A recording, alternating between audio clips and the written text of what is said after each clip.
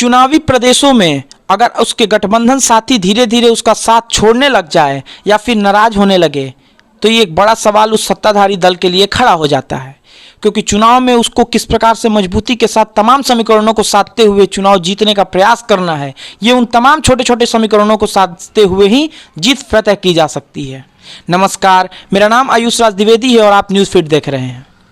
मैं आज गठबंधन की चर्चा इसलिए कर रहा हूँ क्योंकि उत्तर प्रदेश में चुनाव से ऐन वक्त पहले जब एक खबर आई कल कि बीजेपी की मजबूती प्रदान करने वाली सहयोगी दल, जो कि मिर्जापुर और पूर्वांचल के क्षेत्र में एक महत्वपूर्ण वोट बैंक माना जाता है, उसके एक बड़े नेता का कल अखिलेश यादव के साथ फोन पर लगभग 20 मिनट से अधिक की बातचीत हुई है। ये एक मीडिया रिपोर्ट्स में दावा किया गया है।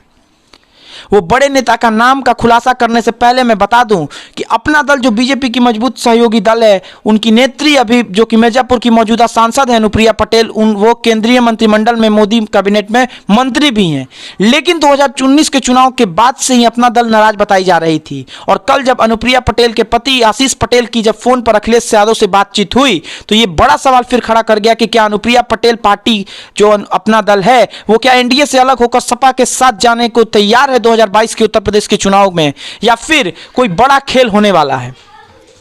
अखिलेश यादव ने पूरी घोषणा कर दी है कि इस बार का चुनाव वो छोटे छोटे सहयोगी दलों के साथ लड़ना पसंद करेंगे और पटेल समुदाय का वोट मिर्जापुर के क्षेत्र में काफी मजबूत है, जो 2014 के समय से ही उत्तर प्रदेश में बीजेपी के साथ बना हुआ है, जो कि उन तमाम क्षेत्रों में बीजेपी की जीत की एक बड़ी वजह है। लेकिन एक खबर कल और आई कि उस समय जब यह खबर आई कि जब आशीष पटेल की फोन पर बातचीत अखिलेश यादव के साथ हुई है, उसके तुरंत बाद बीजेपी उत्तर प्रदेश के बड़े नेता और चुनाव प्रभारियों के द्वारा एक फोन कॉल उनके पड़ोसी राज्य में मुख्यमंत्री श्री नीतीश कुमार के पास भी गया। अब आप सोच रहे होंगे कि आखिर नीतीश कुमार के पास फोन कॉल जाना, अनुप्रिया पटेल के पति आशीष पटेल का सपा प्रमुख के साथ बातचीत करना कितना मिलता जुलता खबर है। इन तमाम खबरों को मैं बताते चलता हूं। पटेल उत्तर प्रदेश में कुर्मी वोट है और जब अगर बीजेपी से खुदा न खास्ता अगर अपना दल अलग होती है तो फिर उस कुर्मी वोट को साधने के लिए बीजेपी नीतीश कुमार को साथ लाने का प्रयास कर रही है। अब समझिए, देश में अगर कुर्मी नेता के तौर पर किसी नेता की बड़ी छवि अगर है तो वो मौजूदा स्थिति में बिहार के मुख्यमंत्री नीतीश कुमार की है और नीतीश कुमार एक बड़े उभरते हुए नेता भी माने जाते हैं। लेकिन जो नीतीश कुमार की पार्टी कुछ दिनों पहले ये घोषणा कर चुकी थी कि जेडीयू को अगर मन मुताबिक सीट एनडीए की तरफ से नहीं ऑफर हुआ तो फिर वो उत्तर प्रदेश में अलग चुनाव लड़ने को तैयार है।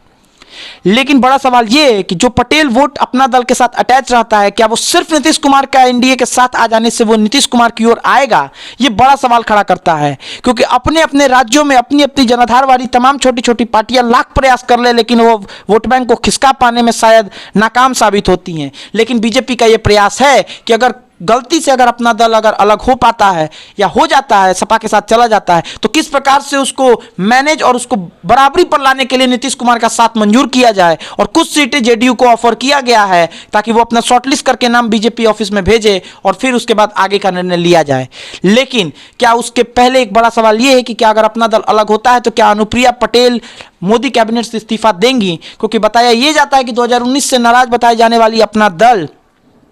अनुप्रिया पटेल का एक अलग खेमा बताया जाता है और आशीष पटेल का एक अलग खेमा बताया जाता है। लेकिन अब देखना होगा कि जो आशीष पटेल अपना दल को पूर्ण रूप से चलाते हैं, क्या वो आने वाले दिनों में सपा प्रमुख के साथ जाते हुए सपा के साथ गठबंधन करेंगे? क्योंकि कुछ दिनों पहले अखिलेश यादव ने ओम प्रकाश राजभर के साथ भी गठबंधन का ऐलान कर दिया है। अगर ओम प्रकाश राजभर के बाद अगर अपना दल बीजेपी से खिसकता है तो ये आने वाले दिनों में पूर्वांचल में बीजेपी के लिए कड़ी चुनौती साबित होने वाला है। और क्या नीतीश कुमार को साथ लाकर बीजेपी उन कुर्मी वोट को साधने का प्रयास में सफल हो पाती है? यह भी एक बड़ा सवाल है। तमाम राजनीतिक खबरों को देखने के लिए आप हमारे YouTube चैनल न्यूज़ फीड के साथ जुड़े रहिएगा। आप सभी का बहुत बहुत धन्यवाद।